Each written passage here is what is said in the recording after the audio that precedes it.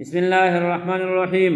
قل اعوذ برب الفلق. او فرمایا حبیبا د فنا واړم پر رب د سبا د ټول مخلوق، من شر ما خلق د شر د هغه سنا چې پیدا کړی دي، ومن شر غاسق اذا وقب، ومن شر او د شر غاسق د تیرینا اذا وقب کله چې فخشي، ومن شر النفاثات في العقد، ومن شر او د شر د پکو وهونکو نه، النفاثات په غټو کې پراپې ګنډې کوونکو نه په مجالسو کې، ومن شر النفاثات في العقد او د شر د پکو وهونکو نه په غټو کې، یعنی پراپې ګنډې کوونکو نه په مجالسو کې د حق پرستو خلاف پراپې ګنډې کوي. ومن شر او د شر حاسد د حسدګر نه اذا حسد، کوم وخت چې حسد ښکارا کی، حسد غیول پټو او بیا چې کوم نه حسد ښکارا شو، داسې حسدګر نه الله فنا راکې.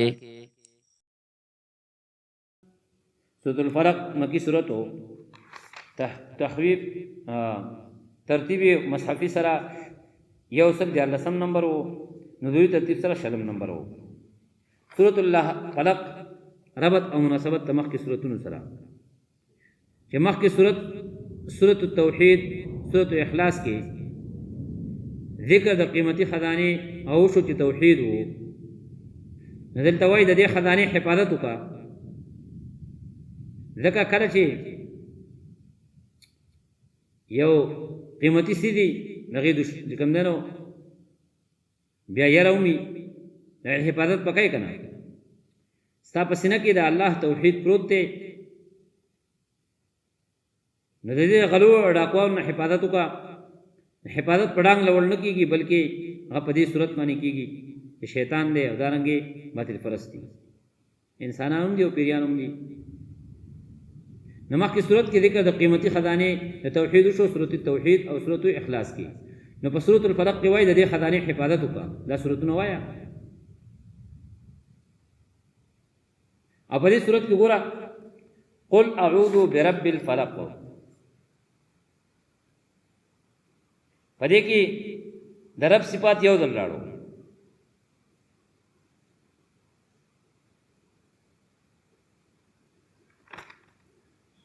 ځکه په دې کې لږ معمولی هغه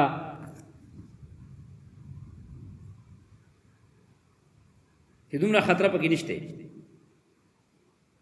د خطرې سیدونه کم دي،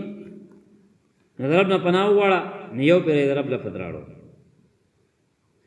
مخکې صورت آیات کې اعلان بالتوحید و، سورۃ التوحید کې او سورۃ اخلاص کې اعلان بالتوحید ذکر شو، بالتوحید باندې اعلان بالتوحید باندې امر ذکر شو. نو دلته آیات اول کې امر بالتعوذ دی په یو صفت الله باندې چې رب الفلق دی. درې مخکې صورت کې سورۃ التوحید سورۃ اخلاص اول او دویم آیات کې اسم علم در رب العزت الله ذکر شو، چې انت قل هو الله احد، الله اسم ذات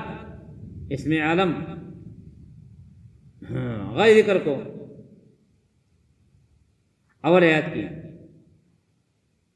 او دویم آیات کی قل هو الله احد الله الصمد. اول او دویم آیات کی اسم عالم دا الله رب العزت آغا حقیقتنم اسم ذات ذکر شو چې الله دے. نو په دې صورت کې سورۃ الفلق کې اسم صفتینم د الله رب العزت ذکر کوي چې هغه رب الفلق دی، ځکه دا صورت په دې پسې یو ځای راوړو. امتیازات د سورۃ الفلق، سورۃ ممتاز په استعاذه باندې د شر مطلق نه چې من شر ما خلقو، په ذکر د صفت خصوصي د رب العزت باندې قل اعوذ بالفلق، او دریم په لفظ د غاسقین باندې او د سورۃ الفلق التعوذ بصفه الرب من الآفات الدنیویه.